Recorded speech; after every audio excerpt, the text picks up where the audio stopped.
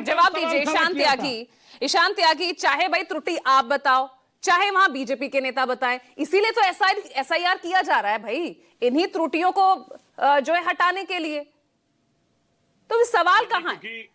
पूजा जी, क्योंकि यहाँ पे भारतीय जनता पार्टी के जो प्रवक्ता मौजूद है, उन्होंने सोनिया गांधी जी का नाम लिया, तो मैं भी एक बात बता देता हूँ कि जब जब मोदी जी को डर लगता है, जब जब उनको हार का डर सताता है, तब तक वो ईडी के सामने छुपते हैं, तब तक वो सीबीआई के सामने छुपते हैं, तब तक वो पुलिस के सामने छुप जाते हैं, पुलिस के पीछे छुप जाते हैं, तब तक वो इलेक्शन कमीशन के पीछे छुप जाते हैं, और तब जब उनको डर लगता है, तब वो इतिहास में ले जाने का काम करते हैं, जिस तरह से भारतीय जनता पार्टी के प्रवक्ता ने यहाँ पर करने का काम किया, इतिहास की बात करी, लेकिन एसआईआर पे एक भी बात नहीं बोले, इलेक्शन कमीशन पे एक भी बात नहीं बोले, इलेक्शन कमीशन में क्या क्या सुधार होने चाहिए इस पे भी बात नहीं बोली इन्होंने।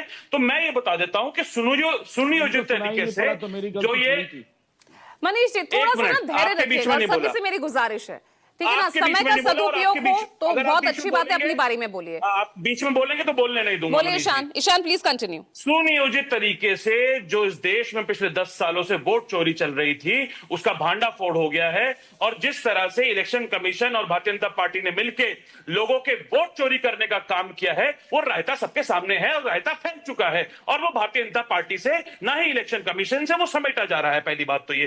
दूसरी बात सबसे महत्वपूर्ण बात, क्योंकि मैं तथ्यों की बात करता हूं, पूजा जी देखिए, हमने मृत वोटरों का देख लिया कि मृत वोटर जो हैं वो सुप्रीम कोर्ट में खड़े हुए हैं, राहुल जी के साथ हैं, जो मृत जिनको घोषित कर दिया गया लेकिन वो जीवित हैं, उनका वोट काट दिया गया। और लोकतंत्र में यही सबसे बड़ा काला बट्टा है कि एक भी ऐसा वोटर जो वोट देने के लायक है, वोट देने के काबिल है, जिसको ये लोकतंत्र अधिकार देता है, जिसको ये संविधान अधिकार देता है कि वो वोट दे सकता है, उसको काटा जा रहा है। ये इसी को वोट चोरी कहते हैं। हमने देखा किस तरह से भारतीय जनता पार्टी के जो इंचार्ज हैं बिहार के, टीकू भाई दलसानिया, जिस तरह से तेजस्वी जी ने भी बताया कि बीकू भाई दलसानिया 2024 में तो गुजरात के वोटर थे, और अब आके वो बिहार के वोटर बन गए हैं। मैं तो कहता हूं वोटर लिस्ट की सफाई होनी चाहिए, वोटर लिस्ट की सफाई वाराणसी में भी हो जानी चाहिए, कि देखा जाना चाहिए किस तरह से गुजरात के वोटर वाराणसी में आके वोट डालने लगे हैं। इस बात की इजाजत नहीं देता। देखिए फिर इस बात पे रुक जाइए ना मनीष जी, रुक जाइए,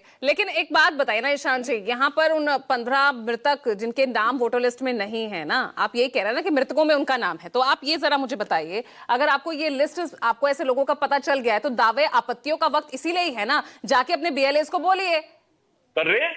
किसने बोला नहीं कर रहे हैं? अरे बिल्कुल कर रहे हैं, बिल्कुल कर रहे हैं। हमारा जो गठबंधन है, महागठबंधन बिहार में, वो ये काम कर रहा है। लेकिन सारी जो चीजें हैं, सारे जो प्रश्न हैं, वो इस एसआईआर की प्रक्रिया पे उठते हैं। हमने देखा किस तरह से बीएलओज भारतीय जनता पार्टी के जो कार्यकर्ता हैं उनके साथ बैठ के लिस्ट बनाने का काम कर रहे हैं, और ये जिस पन्ना प्रमुख पे इतना भारतीय जनता पार्टी को गर्व है, सवाल तब उठता है ना कि भैया आप दावे आपत्तियां आप दर्ज करा रहे हैं, उसके बाद भी नहीं वो त्रुटि दूर हो रही, भाई सवाल तो तभी बनेगा ना। बाकी वोटर फ्रेंडली पूरा एसआईआर है तो सुप्रीम कोर्ट भी कह चुका है। एक मिनट पूजा जी, हमने ये एसआईआर पर कभी भी ये नहीं उठाया कि एसआईआर को बंद कर देना चाहिए। जितने भी याचिका करता है उन्होंने ये नहीं बोला कि एसआईआर पे स्टे लगा दीजिए सुप्रीम कोर्ट से। हमने ये याचिका दायर नहीं करी है, और सुप्रीम कोर्ट ने साफ साफ बोला है कि याचिकाकर्ताओं ने ये नहीं बोला कि आप उसमें स्टे लगाइए। लेकिन जिस तरह से अशोक लवासा जी ने भी बोला और अभी राजीव जी ने भी बताया, अशोक लवासा जी ने भी उसके टाइमिंग पे सवाल उठाया, सुप्रीम कोर्ट ने भी उसके टाइमिंग पे सवाल उठाया। सुप्रीम कोर्ट ने यह भी सवाल उठाया है कि जिस तरह से चुनाव आयोग ये कर रहा है, चुनाव आयोग को नागरिकता देने का अधिकार नहीं है इस देश में।